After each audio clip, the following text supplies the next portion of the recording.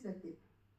मेरे पति की पोस्टिंग सुदूर गांव में हुई थी, ऐसे गांव में जहां डॉक्टर की सुविधा न थी। झोला छाप डॉक्टरों की भरमार थी। पहले तो मुझे ले जाना नहीं चाहते थे, किंतु उन्हें खाने पीने की असुविधा हुई तो मेरे संग अकेले समय बिताने की चाहत भी रंग लाई। वे अपने साथ मुझे भी ले गए। सरकारी क्वार्टर नहीं था, छोटा सा गांव। गांव में सुविधापूर्ण मकान भाड़े के उद्देश्य से लोग नहीं बनाते थे। मुझे 2 कमरे का घर मिल गया। पुराने जमाने का मकान, लैट्रिन एवं बाथरूम कमरे से कुछ दूरी पर था। उस समय लैट्रिन तो गांव में रहता ही नहीं था, किंतु मकान मालिक ने आश्वासन दिया, आपके अनुसार बनवा देंगे। तब तक रही। नई गृहस्थी मनाने का जुनून मुझे यहाँ ले आई। गांव का नाम था महुआ। मकान मालिक मारवाड़ के रहने वाले थे, काफी मिलनसार, पूर्णतः शाकाहारी थे और हम लोग मांसाहारी। मकान मालिक हमारे घर चाय तो कभी कभी पी भी लेते थे, किंतु उनकी पत्नी हमेशा बहाना बना देती थी। मैं कितनी भी पवित्रता का दावा करती थी कि बर्तन मांस मछली वाला नहीं है, शाकाहारी है, के लिए अलग से रखी हूँ, फिर भी वह नहीं मानती। धीरे धीरे मैं समझने लगी, उन्हें कभी जिद नहीं की। वह मुझे कन्या पुतोह कहा करती थी, इन्हें बेटा का दर्जा देती थी। घर व्यवस्थित करने में भी बहुत सहयोग दिया। इसी क्रम में मेरे लिए दूध की व्यवस्था करने के लिए एक दिन वे एक मुस्लिम महिला को ले आई। कन्या, इसके यहाँ गाय भैंस दोनों लगती है, जिसका दूध लेना चाहे ले सकती है। यह मस्जिद के बगल में रहने वाले मोहम्मद इलियास की बीवी है, इससे बात कर लो। मेरी नज़र उस पर पड़ी। बॉर्डर वाली सूती साड़ी, कमर तक ब्लाउज, आंख में काजल, कान में टॉप्स के अतिरिक्त पूरे कान के बगल में सोने की लड़ी। इस तरह उससे मेरा पहला परिचय हुआ। मुझमें असमंजस में देख वो बोली, कन्या, दूध अच्छा दूंगी, भ्रम मत पालना, पाक साफ दूध मिलेगा। यह हिंदू की बस्ती है। मुझे 2 गाय हैं, बहुत दूध बच जाता है। हाँ, रोज नहीं आ पाऊंगी, मेरा इशाद और नौशाद दे जाएगा, ठीक है। इस तरह उसके घर से दूध आने लगा। दूध इतना अच्छा था कि मोटी मोटी परत मलाई की जमती थी। थोड़ी सी दूध डालने पर भी अच्छी चाय बन जाती थी। जिस बर्तन में दूध आता वह स्टील ढक्कन वाला बर्तन होता। मैं शुद्ध दूध का आनंद लेने लगी। दूध तो छोटा लड़का ही लाता था। मैं पूछती, तेरी अम्मी कैसी है? वो मेरी अम्मी नहीं है, दादी है। मुझे आश्चर्य होता। उम्र 30 से ज्यादा न थी और इतना बड़ा पोता। पैसे का हिसाब करने वो जरूर आती। कभी कभी बच्चा नहीं रहता तो स्वयं दूध लेकर आ जाती। आते ही आवाज देती, कन्या दूध ले लो, और वही कुर्सी पर बैठ कुछ कुछ बातें करने लगती। मैं चाय देती, उन्हें चाची जान कहती तो खुश हो जाती। कभी कभी साग ले आती, बथुआ पटुआ आदि, और कहती ऐसे ऐसे बनाते हैं। बीज चुन कर लाती हूँ, तुम्हें बनाना नहीं आता होगा, ऐसा बनाओ। सिन्हा साहब उंगली चाटते रह जाए। कभी भुट्टा तो कभी बेदाना लाती, जैसे मैं उसके परिवार का हिस्सा हूँ। अक्सर कहती थी, कन्या, बहुत कुछ भी बारे में टूटता है तो तुम्हारे लिए रख देती हूँ, तुम अपनी जैसी लगती हो। मुझे भी उससे बात करने में मजा आने लगा। अब वो अक्सर 4 बजे के करीब आ जाती। एक दिन आंगन में झींगा मछली बनाने बैठी और चपरासी समर लकड़ी का चूल्हा उससे जल नहीं रहा था। वो जला नहीं पा रहा था तो बिगड़ रही थी। कन्या, लाओ हम बना देते। फिर बनाने की विधि बताने लगी। बना सकती थी तो मैं भी, किंतु उसकी तरह नहीं। वो आंगन में चूल्हे पर बनाने लगी। उस समय गैस का चूल्हा नहीं था, खाना स्टोव पर बनता था। मांस मछली बनाने के लिए लकड़ी का चूल्हा भी था। मुझे लकड़ी का चूल्हा जलाने नहीं आता था। आज ऐसा इतने अच्छे ढंग से चूल्हा जला दी। कढ़ाई चढ़ाकर झट से मसाला सील पर पीस कर दी कि मैं दंग रह गई। उस समय गांव में बिजली नहीं पहुंची थी। वह फिर बोली, थोड़ी देर रुको कन्या, मैं आती हूँ। और बारी से कदीमा का साग तोड़ ले आए। फटाफट मछली और साग बना दिया। कुछ मछली फ्राई करके रख दी और बोली, कन्या खाकर देखना, ऐसा स्वाद मिलेगा कि चाची जान को याद रखो। सच में इतनी स्वादिष्ट मछली बनी थी कि मैं वे भी चटकारे लेकर खाए और बोले, देखो अब प्रतिदिन शाम में इसी तरह छोटी मछली लाना। बनाएगा कौन? अरे वही तेरी चाची जान जो है। अब आयशा छोटी में मछली लेकर आती और बना भी देती। मिथिला में मछली का भरमार है। रोज नए तरह के मछली देखकर हरिमोहन झा का माछक महक याद आने लगा। हरी हरी जन्म किए भेद, माछक मूरा जखन कंठ तरने गए। आयशा को भी मुझसे बात करने में अच्छा लगता। कहती, कन्या मुक्त से बतियाने में हमें अच्छा लगता। एक दिन दूध लेकर कोई मौलाना आए, पैजामा कमीज पहने, सिर पे टोपी, दाढ़ी लंबी। मैं समझी आयशा के ससुर होंगे। फिर आंचल से ढककर दूध लिया। शाम में आयशा आई, बोली, चाची जान आज सुबह में हम आपके ससुर आए थे, बहुत बूढ़े थे। अरे नहीं कन्या, मेरे शोहर है, शर्माते बोली।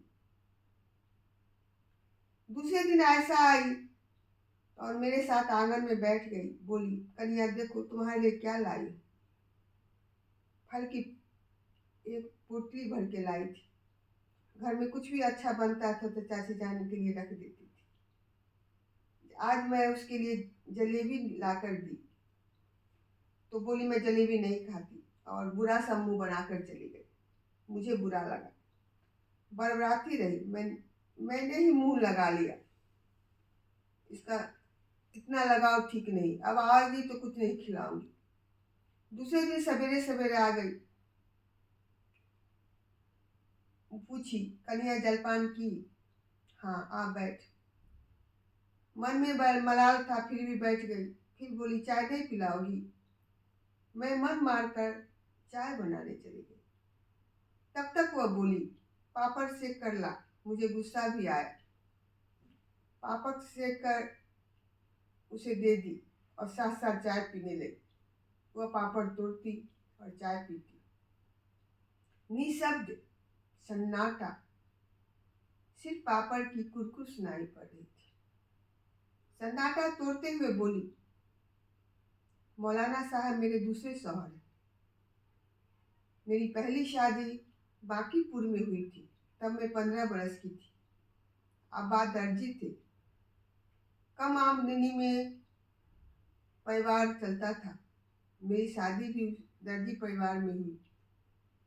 मुझसे 2 साल बड़ा था। एक रोता बेटा था कलीम। इसलिए मेरी रुखसती भी जल्दी करा ली गई। मैं ससुराल आ गई। सास बहुत चंट थी, हरजाई थी। मुझे अपने पास सुलाती थी। कहती थी, मेरा बेटा अभी बच्चा है। कलीम बच्चा नहीं, पूरा जवान था। दाढ़ी मूछ आ गई थी, लंबा कद, सांवला रंग, चौड़ा सीना, पूरा गबरू जवान। किंतु माँ की नजर में बच्चा था। घर में सास की ही चलती थी। 2 ननद थी। मेरे शौहर दर्जी का काम करता था। आंगन में सिर्फ खाने ही आता था। दरवाजे पर सोता था। नल दरवाजे पर ही था, वही नहा लेता।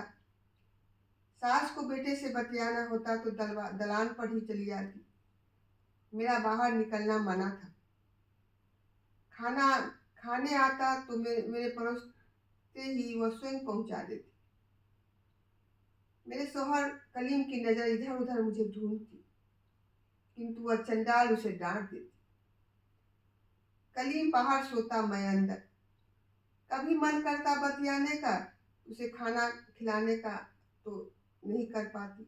मैं भी बच्ची नहीं थी, शादी का मतलब समझती थी। कलीम अम्मी के मैदान जाने का इंतजार करता। इस बीच न जाने कहां से मेरे हाथ में झट से मिठाई या नमकीन का ठोंगा थमा देता। मैं उसे झट से छिपा लेती। और बाद में खाती।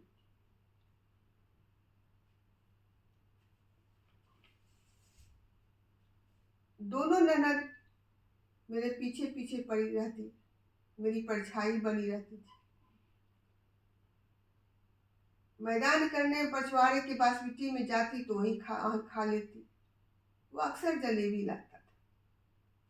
इस बहाने उसका हाथ मेरे हाथ से छू जाया करता। अजीब सी सिहरन होती थी। किंतु मेरी सास हरजाई आंगन की कुंडी चढ़ा कर रखती। मेरे अब्बू आते तो मैं उन्हें क्या कहती, हाल चाल पूछ के चले जाते। मेरी सास को बहू के रूप में बस एक काम करने वाली मिल गई थी। मैं अपना कपड़ा रखने या निकालने कभी कभी कमरे में जाती तो मेरे बक्से में कुछ रख देता और इशारा से बता देता। एक बार सास देख लिया और फजियत कर दी। बहू डांटी बेटे को, फिर भी वह नहीं मानता। मैं मन ही मन सास को बद्दुआ देती। वह आंगना आने का बहाना ढूंढता, सास उसके पीछे पड़ी रहती। इसी खीस में मुझे नैहर भेज दी। मैं भी मन ही मन बद्दुआ देते हुए नैहर आ गई। 2 माह हो गए, उसकी याद मेरे मन में बसी थी। उस साल भयंकर हैजा फैला और हैजा की चपेट में मेरा शौहर चला गया। जीवन का एक अध्याय समाप्त हो गया। एक जिंदगी तरसती चली गई। कन्या फिर मेरी दूसरी शादी करा दी गई मौलाना साहब से। इनकी पहली पत्नी मर चुकी थी। 3 बच्चे थे। मुझसे भी 2 बच्चे हुए। सब कुछ ठीक ही है, कभी किसी चीज की कमी नहीं है। मौलाना साहब बहुत ख्याल रखते। बच्चे भी अम्मी अम्मी कहते नहीं थकते। पहले घर के बेटे का भी दोनों बेटा दूध देने आता है। आपको सभी कुछ ठीक से है, किंतु उनकी याद हमेशा आती है। वह यादें मुझे परेशान करती रहती। मेरा घर बसा, मेरी सभी हसरतें पूरी हुई, माँ बनी, दादी बनी, किंतु वह अपनी हसरतें मन में लिए चला गया। मरनी हरनी तो खुदा के हाथ में है, किंतु सास हरजाई न होती तो उसकी हसरतें पूरी होती। वह मन में 1000 हसरतें लिए नहीं जाता। उसकी आंखें, आयशा की आंखें बरसने लगा नदी का बंधा बांध टूट गया हो। धन्यवाद।